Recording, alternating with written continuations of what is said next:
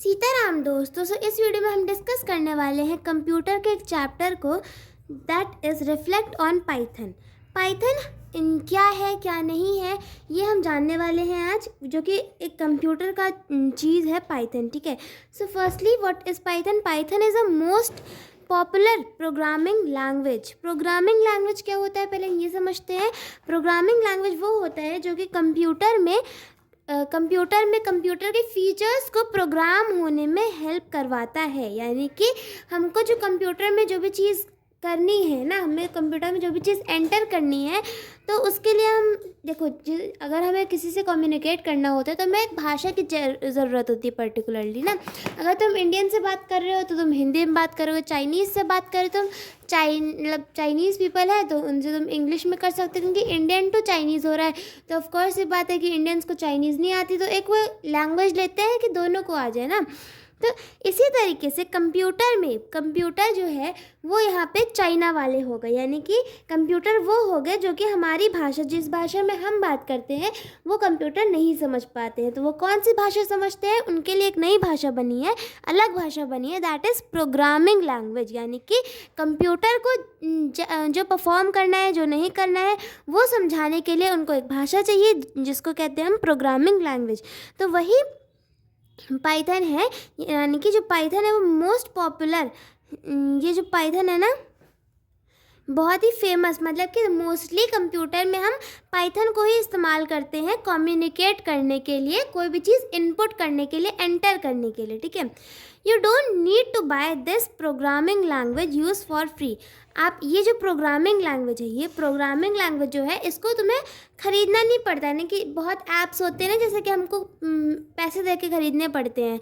ठीक, तो उस तरीके से ये ऐप नहीं है। इस प्रोग्रामिंग लैंग्वेज को आप फ्री में यूज़ कर सकते हो। ठीक है, ये लैंग्वेज जो है वो easier to learn and use होती है। यानी कि अब ये जो जैसे नॉर्मली हमें कोई भी प्रोग्रामिंग लैंग्वेज या कोई भी कंप्यूटर से रिलेटेड चीज़ यूज़ करनी पड़ती है ना, उसमें कंप्यूटर में यूज़ करने के लिए तो हमको उसको ख़रीदना पड़ता है ना।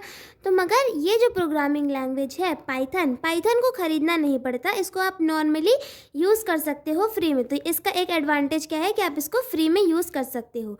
ये लैंग्वेज जो है बहुत ही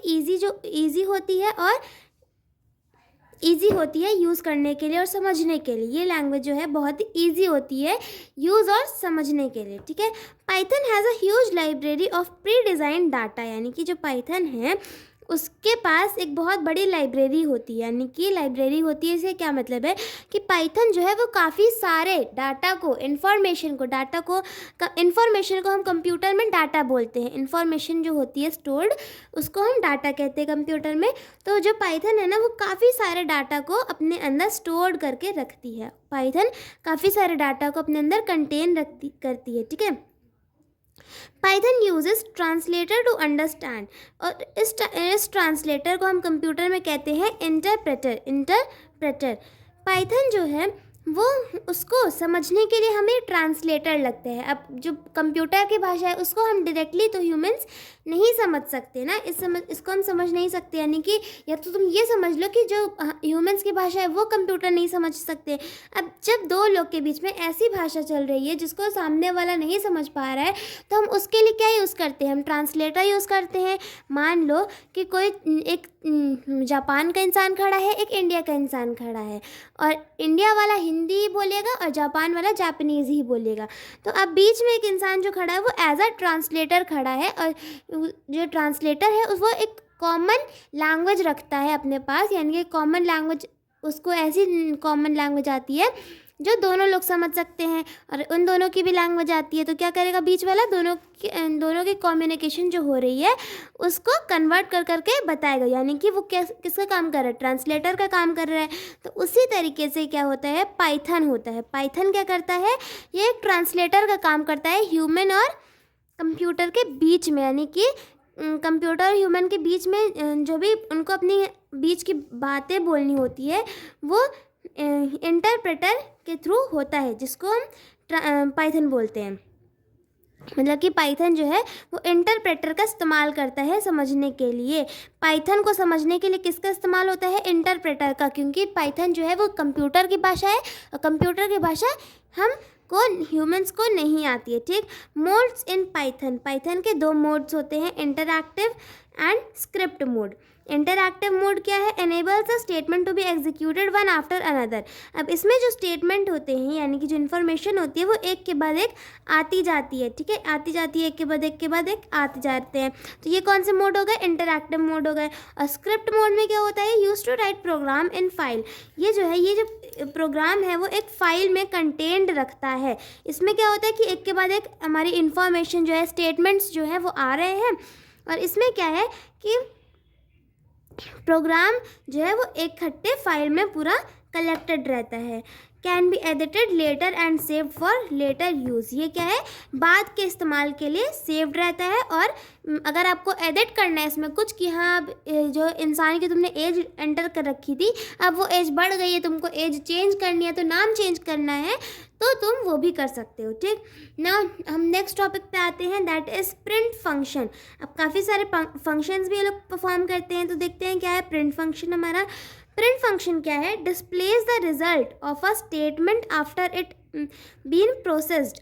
अब कोई भी इंफॉर्मेशन है, कोई भी स्टेटमेंट है, उसके प्रोसेस होने के बाद में जो भी हमारा आंसर आया है वो क्या है? प्रिंट फंक्शन करवाता है। ये फंक्शन यानी कि ये जो पूरा प्रोसेस है उसमें क्या होता है ना कि ये रिज़ल्ट निकाल के देता है तुमको। किस चीज़ का रिज़ल्ट देता है? कि कोई स्टेटमेंट लिया, उसको तुमने प्रोसेस करवाया, ठीक। Displays the messages included by the user in the statement. ये क्या दिखाता है कि जो यूज़र के द्वारा मतलब जो भी यूज़र ने मैसेज इनपुट किया था, जो यूज़र ने जो भी चीज़ स्टेटमेंट को एंटर किया था वो चीज़ ये दिखाता है, ठीक है। अब मैं यहाँ पे कोई भी चीज़ कंप्यूटर में एंटर कर रही हूँ कि हमें कोई इसकी इन्फॉर्मेशन ये है, इसकी इन्फॉर्मेशन ये है, मैंने ये इसको सेव करके रख ली। अब जो पूरा रिजल्टेड इकट्ठे में जो फॉर्म है वो क्या है? प्रिंट फंक्शन के थ्रू होता है, यानी कि ये दिखाता है रिजल्ट ऑफ अ स्टेटमेंट। ये पूरा जो मतलब पूरा होने के बाद कंफर्म वाला दिखाता है, तुम ये समझ सकते हो, ठीक। Used in both modes, script and interactive. ये दोनों में, प्रिंट वाला किसमें? दोनों में यूज़ होता है, ठीक है। जब तुम एक के बाद एक दिखाते हो तो भी ये होता है, और जब तुम इकट्ठे रखे रहते हो तब भी ये होता है, ठीक है। नेक्स्ट टॉपिक पे हम आते हैं, दैट इज़ वेरिएबल्स। अब वेरिएबल्स क्या है? Variables placed in memory where we store values for later use. Variable क्या है? ये मेमोरी में कलेक्ट रहते हैं, ऑलरेडी रहते हैं मेमोरी में, जहाँ पे हमने अपनी वैल्यूज़ स्टोर करके रखी हैं बात के लिए। अब कहाँ पे हमने बात के लिए रखी थी? स्क्रिप्ट मोड में हमने बात के लिए रखी थी ना।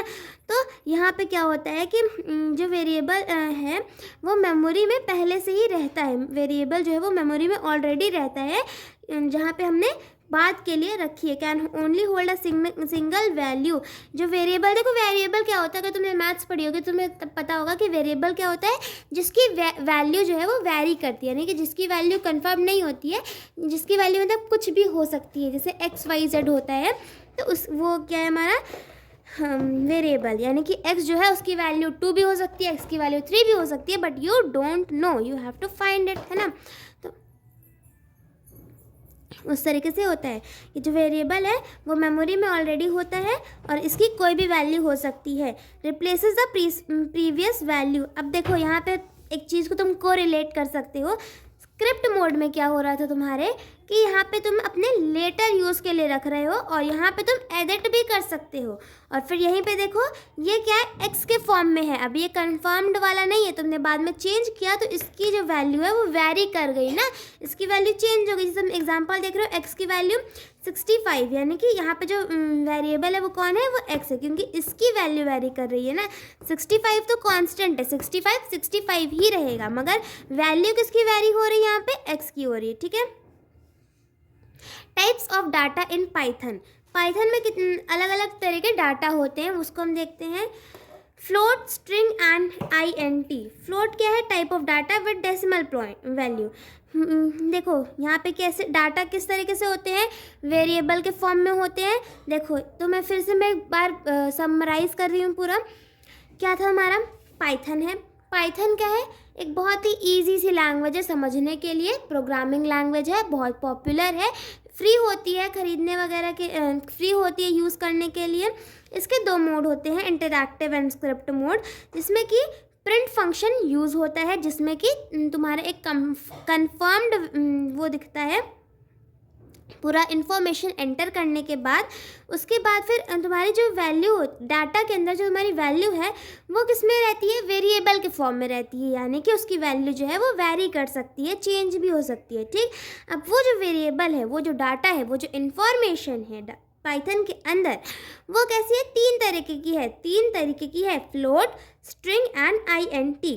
अब देखो फ्लोट वाले में क्या है, फ्लोट वाले की जो वैल्यू है वो डेसिमल में रहेगी। जैसे कि यहाँ पे x की वैल्यू 65 थी तो x की वैल्यू 6.5 भी हो सकती है। स्ट्रिंग वाले में क्या है, type of data with single और डबल कोट्स, यानी कि अगर मैं 65 को लिख के ऐसे ऐसे कर दूँ तो 65 को लिख के मैं ऐसे ऐसे कर देती हूँ तो क्या होगा, डबल कोट साइड में लग गए ना, तो क्या हो गया कि स्ट्रिंग वैल्यू हो गई। ठीक, अब INT क्या है, type of data in the form of whole numbers में भी हो गए, सारे नंबर में ही है, बस किस तरीके से, तरीका अलग अलग है। ठीक है, यहाँ पे होल नंबर हो गया, होल नंबर ऐसे हो गया, यहाँ पे 5, यहाँ पे ऐसे हो गया। ठीक है, तो ये कौन सा हो गया, ये INT वाला हो गया। और अगर या तो तुम ये ले रहे थे 6 ऐसे करके लिख दिया, ये तो कौन सा हो गया, तुम्हारा स्ट्रिंग हो गया। और नॉर्मल जब तुम डेसिमल में ले रहे हो तो वो हो गया फ्लोट हो गया। ठीक, तो अलग अलग तरह के डाटा जो है वो ये है पाइथन में।